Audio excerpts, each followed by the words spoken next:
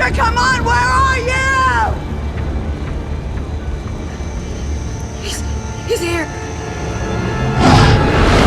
Freeze!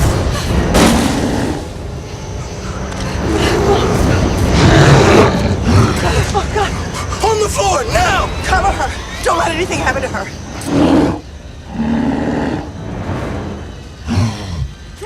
Only you. Only you. We can't kill him unless you put it into his hands. Hear me? We are here with the lovely and talented actress who knows her way around a hatchet, Danielle Harris. She's in town for a screening of Hatchet III, and that's something I need to talk about because it's really important to me because I got to figure this out. You said that Victor Crowley was dead. I did. I killed him. Yeah, and then suddenly it's like he's not. What's the deal here? Well, he's a repeater. He comes back every night looking for his dad. Remember, Tony Todd kind of explained it all in Hatchet 2. I didn't believe him. And I don't think after going through all of that, that's like some serious dead. Yeah. Right? Well, I thought you took care of this. I sawed his body into little pieces. I'm pretty sure he's dead. I have to go through a little bit more, actually, in the beginning of the movie to ensure that he's really gone for good. I walk into a police station and with his scalp in one hand and a shotgun in the other, and I let everybody know that I killed him and he's done. I don't have to worry about anything anymore. And then they lock my ass up because they assumed that this was actually not real, and he's a legend and like made up. He's this fairy tale, and I'm supposedly the killer. And then they forced me to go back into the swamps, and I have to prove that he actually exists, which means me going back in and having to go through it all over again. Oh my God, that seems like a lot. Yeah, it's a lot. That's an understatement.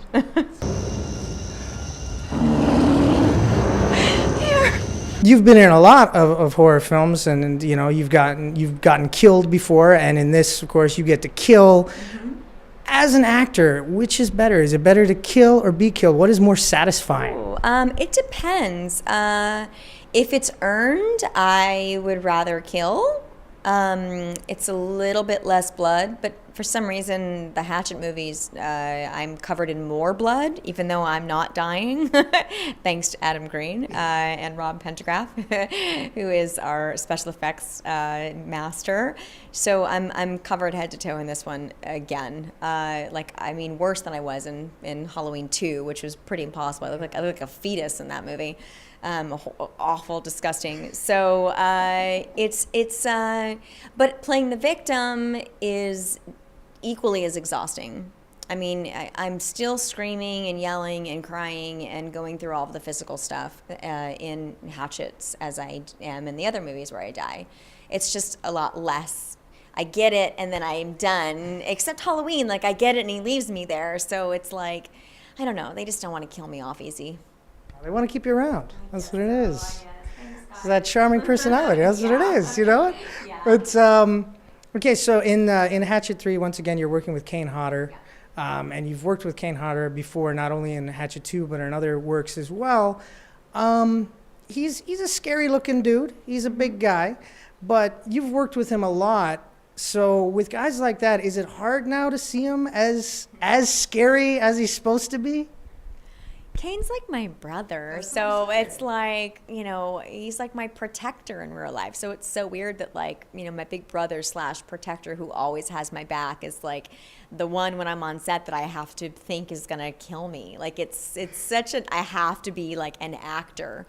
Yeah. There's a great scene in Hatchet 3 that you'll see where we have a moment together, and that's my relationship with Kane. So it's definitely got to kind of flex the acting chops and really bring it. But this in of itself, he looks like that. So even though I know Kane's under there, it's still that's what I'm looking at, and he's coming after me. So it's still scary. I mean, I'm not really scared, but it's still scary to bring the fear. Yeah, for sure. Cool. Here he is.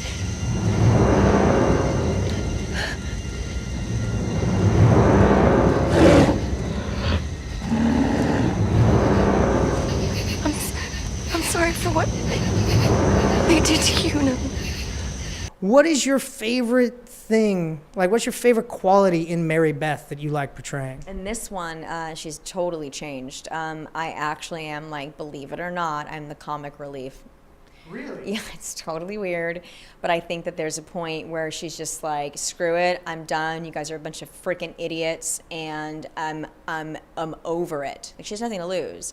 So I think she's gone through all of the different levels of, like, you know, when something traumatic happens, like the denial and then the acceptance and the anger. And I think now she's just like, she's in such an angry place and so scared and just so pissed and so, like, she's got nothing. She's done. She's just done. And then forced to go back in there again. So, and surrounded by a bunch of people who obviously have no idea what's going on, and then they don't believe her to boot. So, and I'm handcuffed the entire movie. So yeah, thanks, Adam Green. First I'm crying the whole movie, and then I'm handcuffed the whole movie. There was nothing left to possibly get back up again. I mean, taking his head off wasn't enough. Dismembering him was. I got away. Yeah, so now your working relationship with Adam, I know in this film he actually wasn't the director, but the producer. Does that dynamic change at all? Like, does he still have his input in the... Yeah. Oh, yeah. I mean, BJ, you know, I worked with BJ on both Hatchets and both Halloweens, so I already had a relationship and a friendship with BJ.